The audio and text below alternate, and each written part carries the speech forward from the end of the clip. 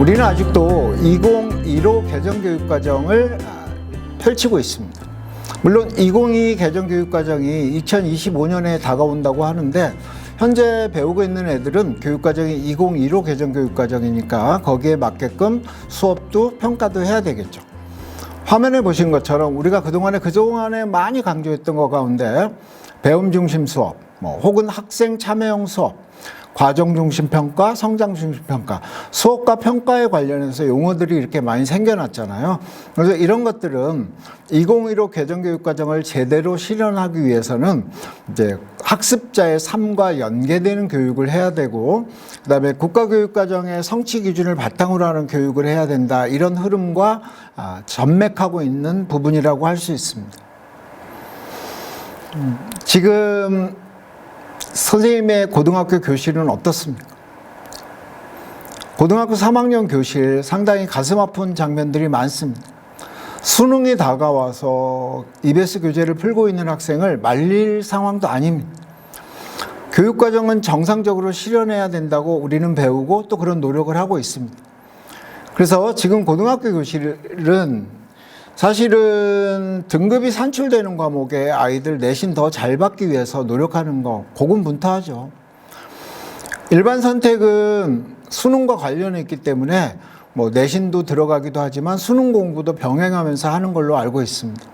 또 진로 선택 과목은 등급이 산출되지 않잖아요. A, B, C 성취도만 산출이 되니까 장점으로 말하면 경쟁이 좀 완화돼서 학생들을 좀 편하고 즐거운 공부가 되겠구나 하지만 다른 편으로는 또 등급이 나오지 않으니까 학생들이 몰두하지 않고 느슨한 수업 태도를 취하는 단점도 있더라고요.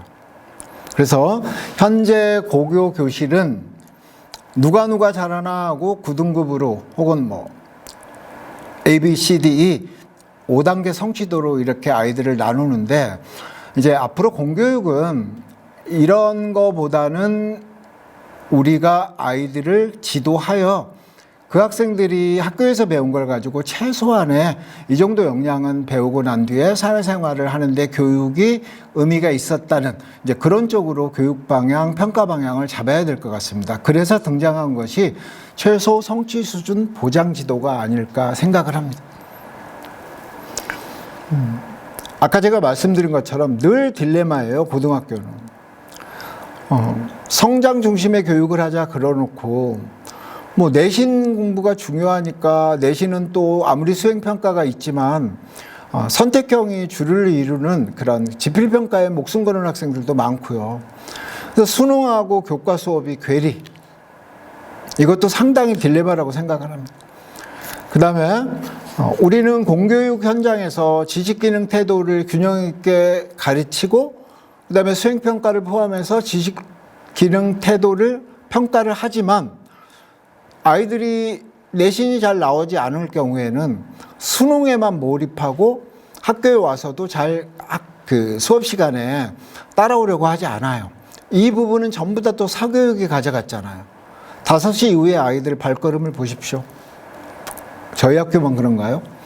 90% 이상들이 뭘 배우는지 다 학원으로 갑니다. 어떤 게 좋은 건지 잘 모르겠습니다만 저는 사교육 근절 이렇게 감히 이런 말은 못하겠고요. 공교육에서 공교육 교사로서 우리가 맡은 부분을 어떻게 책임지도록 해야 되는가, 여기에 관심을 좀 두었으면 하는 바람입니다. 방법에서 사실은 학습자들의 학습 능력은 동일하지 않잖아요. 근데 우리는 오랫동안 2학년 3반에 들어가서 동일한 학습자들이 앉아있다고 생각하고 동일 기준으로 가르쳤고 동일 기준으로 평가를 했단 말이죠. 한 번도 아이들을 높낮이가 다르니까 높낮이의 스타트를 바탕으로 해서 먼저 높아진 학생에게, 그 다음에 낮은 데서 높게 올라가는 학생에게 단계별로 성장할 수 있는 기회도 준 적이 없는 것 같아요. 그래서 앞으로는 최소 성취 수준 보장 지도를 하게 된다면 스타트가 늦은 학생들, 좀 빠른 학생들을 개별화시켜서 교육할 필요가 있고, 늦은 학생들에게 보다 많은 피드백을 통해서 학교라는 곳에서 배움을 제대로 채워서 이제 학교 밖을 나가면 자기가 그 배움을 통해서 인생을 살아갈 수 있는 그런 유의미한 교육이 되게끔 하자는 의미에서 최소 성취 수준 보장 지도는 나온 것 같습니다. 고교학점제가 단순히 학점제라 그래서 뭐 194학점 이상이면 뭐 진급을 하고, 저는 그런 외형적인 것보다는 이 최소 성취 수준 보장 지도는 많은 학생들에게 그 색깔에 맞게끔 교수 학습 방법을 달리하거나 그다음에 평가 결과를 가지고 피드백을 해줘서 학교라는 곳에서 배워서 실질적인 삶에 유용하게 쓸 수 있게끔 제공하는 이런 쪽의 패러다임 변화가 훨씬 의미가 있다고 생각을 합니다. 이 화면은요, 빨간 부분 쳐진 부분은 제가 눈을 아주 크게 뜨고 보는 바람, 그동안에 우리는 학습자들이 거의 수동적이었잖아요.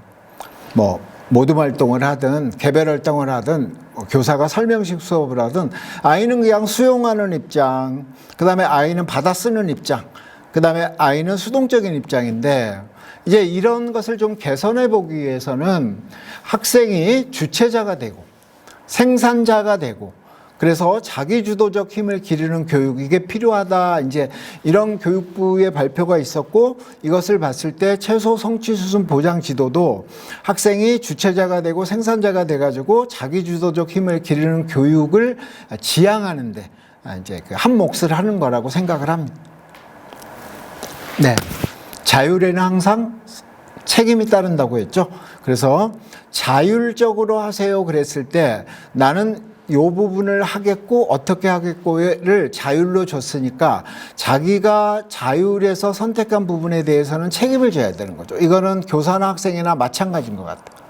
그래서 고교학점제가 시행이 되면 2, 3학년 때 배우는 모든 선택 과목들은 학생들이 자율적으로 고르는 거잖아요. 지가 좋아서 선택했기 때문에 책임도 져야 되는 거죠. 학습자들도 선생님들도 마찬가지고요. 그래서 다시 한번 정리한다면 학습자 선택권이 확대된다는 2025 고교학점제 시작이 2년 앞으로 다가왔고요. 그 다음에 2022 개정교육과정도 2년 앞으로 다가왔고요. 이것들이 아직은 2년이 남았기 때문에 현재 고등학교 1, 2, 3학년은 2015 개정교육과정에 입각해서 이제 평가나 수업을 할 수밖에 없는데 2022나 그 다음에 고교학점제가 이렇게 눈앞에 다가오니 그해 갑자기 우리가 시작하려고 그러면 늦잖아요. 그래서 미리 한번 흐름은 이렇고 이렇게 한번 적용해 봤더니 이런 게 문제구나 하고 우리가 성찰하면서 2025 되면은 본격적으로 시작될 때 시행착오 겪지 않고 잘할 수 있도록 하는 그런 준비가 필요하다고 생각을 합니다.